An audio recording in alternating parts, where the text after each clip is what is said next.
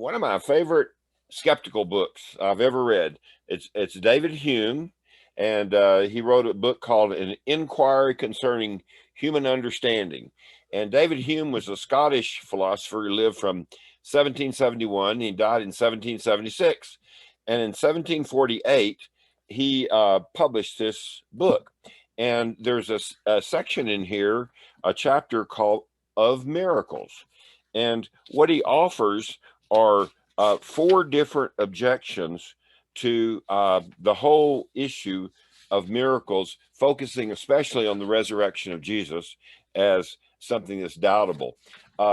Hume was what you'd call a skeptic, but not a total skeptic. Lane made the distinction between a total skeptic couldn't believe hardly anything that anyone said about anything. Uh, Woody Allen made a famous statement about if you're a total skeptic in every sense, you have a problem, because you have to answer this question: if knowledge is not knowable, how do you know that? So Hume is not actually a total skeptic. He wants to say, though, that there are some things that we need to be skeptical about, primarily miracles, primarily the miracle that Christians base their faith on, which is the resurrection. So what he does in this book is give us four main objections to miracles. And the first one is that miracles, he says, the kind of people that believe miracles, he says, you have to doubt their veracity for lots of different reasons. You have to doubt their point of view because of who they are. A second thing he says is that human nature loves stories of wonder and magic. We're all attracted to magic acts because we love to be fooled. We love to wonder, how did such a thing happen? So he says humans are attracted to these marvelous tales of things like resurrection. Thirdly, he says that really the tales of miracles are focused in gullible people and gullible nations, folks that maybe don't have very much education. They tend to fall for these things all over the place. And then finally, he says that miracles have this problem. They're almost always narrated by someone who is a believer. That is to say, when a miracle is reported, you have to ask, who's reporting it? And of course, in the New Testament and in the Bible, the miracles are being reported by whom? The believers. So can you believe the believers? By the way, some of you from the Roman Catholic tradition know that one aspect of becoming a saint in the Roman Catholic Church is that you have to verify that there were two miracles attributed to that saint. Sometimes they reduce it to one, but that's a long story. And in that process of verifying a miracle, you have what's called in the Vatican a devil's advocate, who always says, well, this is not probable, etc. So built in to the Roman Catholic tradition of canonization of saints is the assumption that maybe this story was overblown by someone who loved this person, etc. So the truth be told, Hume points out that actually the stories of miracles are handed on by believers in miracles. And that automatically makes it suspect, because why? It sounds like a self-interested narrative. Now, at the very end of this section on miracles, here's what Hume says. If you're going to be a good empiricist and a good scientist, you have to base your science on experiences. And he says the experience of the vast majority of people is that miracles don't happen, because they're not an everyday experience. And especially the miracle of resurrection is so unique that you're talking about a tiny percentage of the entire human race has ever even purported to have seen such a thing. So at the very end of his essay, what David Hume says to his fellow Scotchmen, who are many of whom were Calvinists. He grew up a Calvinist himself. He said this: you have to remember that miracles can never be proved either scientifically or philosophically. That the miracle of resurrection is a faith statement. And this faith statement has been passed on from generation to generation.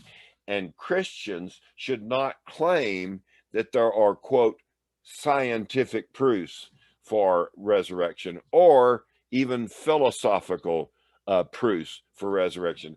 That he reminds his readers this is a faith claim. And by the way, we'll talk about that more next week, but I would affirm what David Hume is saying. This is a faith claim. And for us to shift it into, quote, a scientifically proven phenomenon or a philosophically proven phenomenon, then, as we say, we're out of our element. We are out of our element. And so David Hume is the most charming skeptic I've ever read. By the way, he was much loved by the ladies of Paris. He was a Scotch ambassador sent to Paris, and everybody loved David Hume because he was so funny. And I like him too. He's a great skeptic, one of my favorites. Now, one other philosophical objection, at least that I want us to look at, is in Hans Kuhn's book, Eternal Life. And his analysis of a guy named Feuerbach. Feuerbach, Feuerbach, wrote a book called The Essence of Christianity, and it was published in 1841. And here's what Feuerbach does. He says, look, all of our Christian notions that are so prevalent in Germany, he was from Germany, are essentially what? They are a wish projection. They are basically what Feuerbach says is God is human self-consciousness writ large. In other words, Feuerbach has this famous line where he says, all of theology really is just anthropology writ large. In other words, everything we say about God is really what we're saying about humans risen to its nth degree of perfection. And so Feuerbach argues that miracles, especially the miracle of resurrection, is our desire to live forever. It's our wish that we can overcome death and be like God.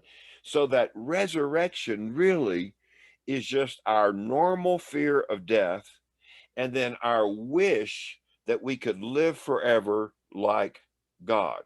Okay. I can't tell you how important Feuerbach's book, The Essence of Christianity, is, because who did it influence? Well, let's name two in particular. When Marx read that book, he says, well, that settles it. That's the whole problem of religion. And in his book, he talks about the religion being, quote, the opiate of the people. Opiate meaning that makes them feel good in the face of death. I wish that I could live forever, so therefore I posit resurrection. So Marx based his notion of religion as the opiate of the people on Feuerbach's book, The Essence of Christianity. But it's not just stopping at Marx. Freud, in his The Future of an Illusion, took Feuerbach's notion and made wish fulfillment the basis of religion. We wish we could be protected by a divine heavenly figure. We wish we could live forever. We wish we could be happy. So it's about your wishes that then you exaggerate and turn into a godlike figure. So just to repeat, Feuerbach, 1841, The Essence of Christianity, influences Marx, influences Freud, and many others ever since. So one of the things that I would try to say to you is that when science questions the resurrection, it's largely on the basis of a worldview and the problem of evidence. when philosophy gets its hands on the resurrection, it asks this question: why do we posit the desire for resurrection? And the answer there is, going back to Feuerbach, it's that wish that we could live forever. And Marx takes hold of that, and Freud takes hold of that. In some ways, those are really powerful objections to the notion of resurrection. Now, I'm going to offer an alternative to these points of view, but why don't we stop right here and see if you have some comments on either the scientific objections to a resurrection or some of the philosophical objections that I've raised about resurrection. So here's your opportunity to chime in. So unmute yourself and tell us what you're thinking.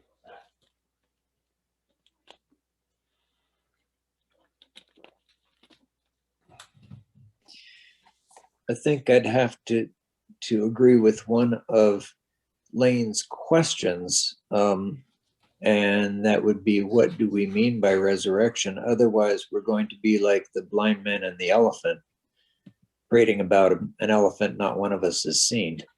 Right. Okay. Thank you, Terry. Other thoughts? Frank, it sounds like a courtroom to me. Where's your proof? Yeah. Well, we're coming to it. We're coming to it. And, you know, who do you call? And you call the eyewitness who says the light was red. You call the eyewitness who says the light is green. And then who do you believe? We go through that in courtrooms all the time. Oh, sure. Absolutely. Yeah. I think Hume really actually has something when he talks about the reports of miracles are basically handed down by those who believe it, you know, that they, and I don't know, Stephen, in courtroom proceedings, then you have to ask yourself, is this a reliable witness? Absolutely. Absolutely. I was being called for a jury trial. I wasn't actually impaneled. And it was two people who did a strong arm robbery of a drug house. And one of them had pled guilty and was going to say the other guy is the one that shot the drug dealer. And I was glad I wasn't on the jury, because I knew everyone in that jury would turn to me and say, Steve, do we believe this guy? Or not? And it's that type of proof that gets really tricky. Absolutely. One person saying the other one is the one that did the more dastardly act, when they admit they committed a crime themselves and are doing a plea bargain in return for something. Yeah. And you know, we're going to talk just a second between the difference between someone who sees something actually happen and then someone who later reports what was told to them about something that happened. You know, those are two different things, right? The actual eyewitness and the one who was told. You know, all of us in the 21st century, none of us are eyewitnesses, right? As far as I know, we've been told this stuff because it's come down to us through 21 centuries. And those of us who believe it, we realize we depend upon what? Other witnesses going back, right? Okay. And Frank? Yes. One of the things that I think is important in this particular discussion is the fact that according to your recounting of the Gospels and the letters of Paul, the experience of what resurrection, the evidence for resurrection was, varies widely and is not consistent from person to person or story to story. And so we have, even in the original reporting of what happened, even though it was written down 20 to 30 to 40, 50 years later, we have a lot of variability and inconsistency. Ain't no doubt about it. That's Frank, there was one thing that hasn't been mentioned that is in the current dialogue of life, and that is the near-death experiences. Mm-hmm. And I've heard that explained psychologically as the wish fulfillment. You see what you expect as you're dying, and if you don't actually lose the physicality You go back to it. Yeah. That's what they write from. And they're, on the other hand, the people that felt it, really felt it. Yeah. One thing I think it's, go ahead. I just think, I think it's such a conundrum. It's a human conundrum, right? Because the heavy hitters you talked about, Marx and Freud and laying the science is just, I mean, that's the mental framing, that's the paradigm we live in of empirical evidence, of rationality, of ethics. And so it's very hard to think about, like, what is the other alternative? I think it's much easier to be a skeptic than it is to be a believer. And right, Judy, well said. I think the burden of proof actually is on Christians, especially in an empirical age. But we'll get to that in just a second when I do my defense. I think Christian religion is an entire faith religion. Yes. Just like miracle birth. Right. And resurrection. You have to believe it. Right. Or you don't believe it. And that's what David Hume reminds Christians. Don't try to base this on some empirical scientific fact, and don't try to base this on some philosophical proof of some sort. No. Remind yourself, you are believing in something that is greater than that or beyond that, right? And I'm going to get to that in a moment. By the way, going back to... go ahead. I would just like to ask that, well, certainly, it can't be based on scientific and faith-based kind of acceptance. What I find more persuasive than the Gospels is actually Paul's recounts, because Paul, some of his writings are probably predate some of the Gospels, and he spends a lot of time talking about all of the eyewitnesses that he has talked to and eaten with and gotten their accounts. And so you can fall back on the hypothesis that Paul really had grand mal epilepsy, and a lot of his visions were, epilepsy induced. But it's still his accounting of his compiling of the accounts of many eyewitnesses is I think actually perhaps more compelling than the gospel accounts. Yeah, thanks. I'm glad you reminded us of 1 Corinthians 15, where he goes through that list of folks. Well, let me just say a couple of quick things. Hans Kuhn in here talks about the experiences that people might have had of some dearly departed. And one of the things Hans Kuhn points out is that even if people do have experiences like that, that's qualitatively different than what Christians are saying about someone who rose from the dead and lives forever at the right hand of God. I mean, to say that I experienced the presence of my dearly departed for a few moments, that is qualitatively different than what Christians are saying about Jesus. Okay, now let me share with you another book. This is a book called The Resurrection, and it's edited by 3 theologians, and it concerns a summit that happened on the week of Easter of 1996 in New York City. And a bunch of high-powered theologians got together and read, 13 different papers about their views of resurrection. And the one that caught my attention was called The Evidence for the Resurrection by a Christian philosopher by the name of Richard Swinburne. Richard Swinburne teaches at Oxford in Christian theology. And here is what Swinburne argues that is really, to me, interesting. He said, when you're talking about the resurrection, there's kind of 3 kinds of evidence that you might point to. One would be the evidence of actually seeing Jesus rise from the dead and ascend, into heaven, to actually have seen that. And by the way, what we do not have any record of that in the New Testament. There's not a single eyewitness account of the resurrection itself.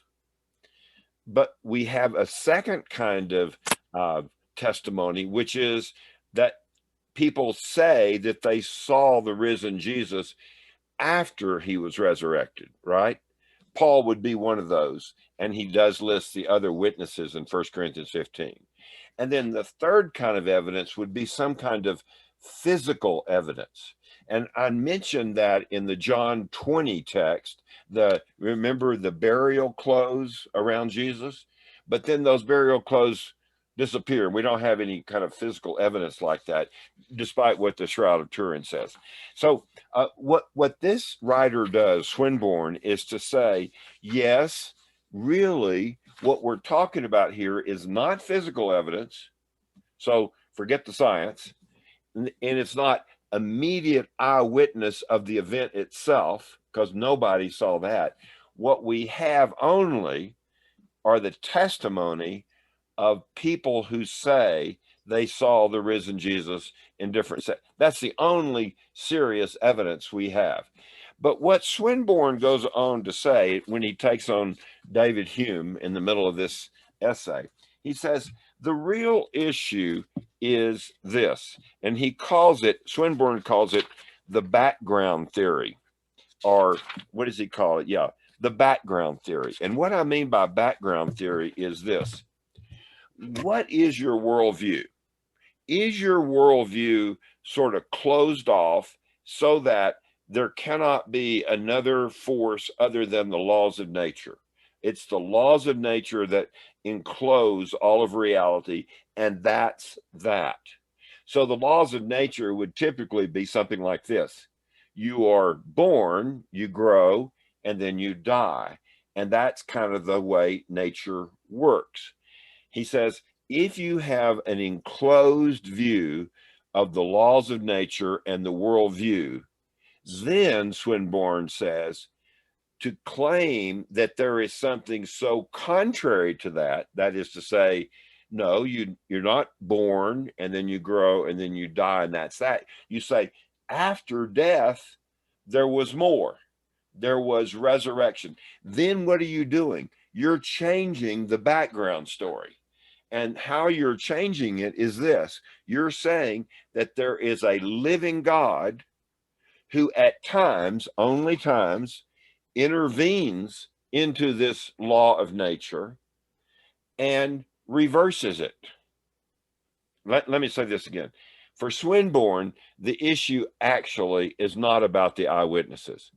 It's about your background theory. And in the case of David Hume and many, many empirical philosophers and scientists since, the background theory goes like this. The world is closed. It's a closed system. Laws of nature act, and they act predictably, daily, and they're irreversible. And what Swinburne argues for is this.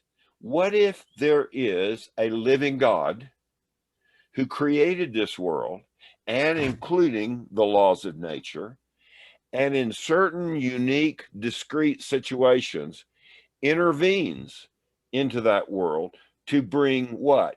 Liberation and life, redemption and hope.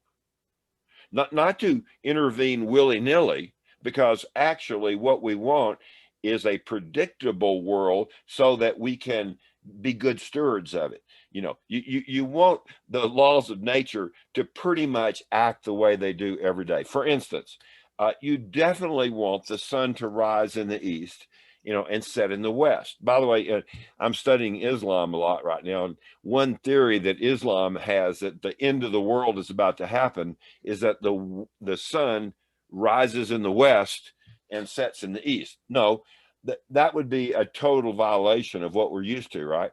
And so Swinburne's case is this. It's not really about an eyewitness actually seeing the resurrection. Nobody saw that. It's not about how reliable the witnesses are who later saw the resurrected Jesus. And it's certainly not about physical evidence.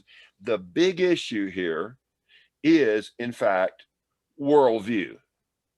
Is there a God? Did God create the world? Did God set the laws of nature into action? Could God, in God's own wisdom, intervene in these laws of nature, not every day, but in unusual circumstances, to bring redemption, healing, hope, resurrection? That's the real issue. And I find that actually a pretty pervasive issue. And so I would not argue with a scientist who says we do not have physical proof. I would not argue with someone who says nobody saw it happen. I'd agree. And I really wouldn't even argue too much with somebody who says, well, these witnesses, they were predisposed to believe that, or they were believers and therefore they reported. I'd say, yeah, that's who. And I'd even say, were they perfectly consistent in the way they reported it? And I would say, no, they were not. But the big issue is not, those aren't the big issues. The big issue is worldview. Is to use a phrase we find in the gospel according to Luke, when the angel Gabriel announces to Mary that she's going to have a baby without having sex, she says, how is that possible? And the answer is, with God, all things are possible, right? So I'm not saying that God is going to do this every other day. These are unique circumstances.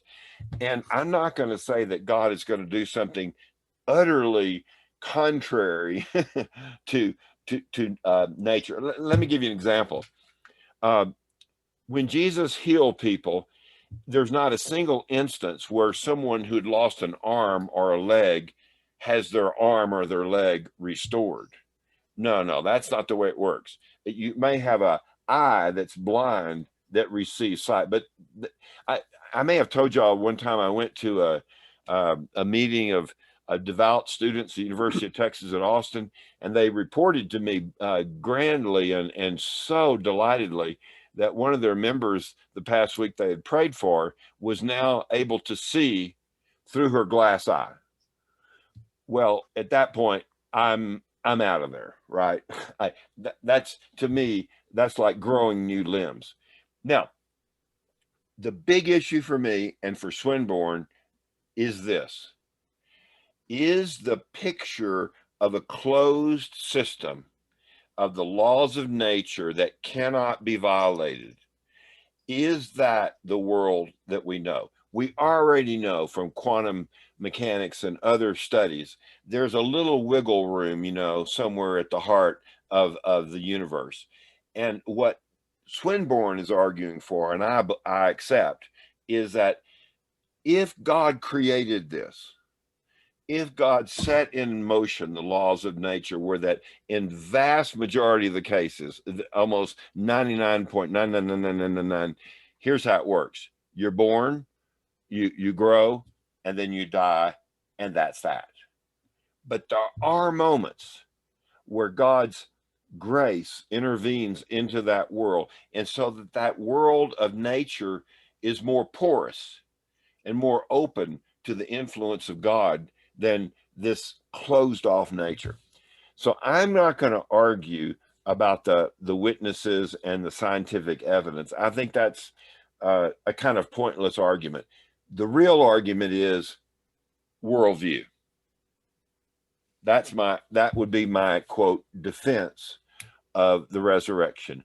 It's about God, and with God are all things possible, including resurrecting someone from the dead and vindicating their life and raising them. Remember, this past Thursday was Ascension Thursday, and they're ascending into heaven to sit on the right hand of God, who will come in glory, etc. Is that possible? Well, with God, I believe all things are possible. Okay, so let's talk about that.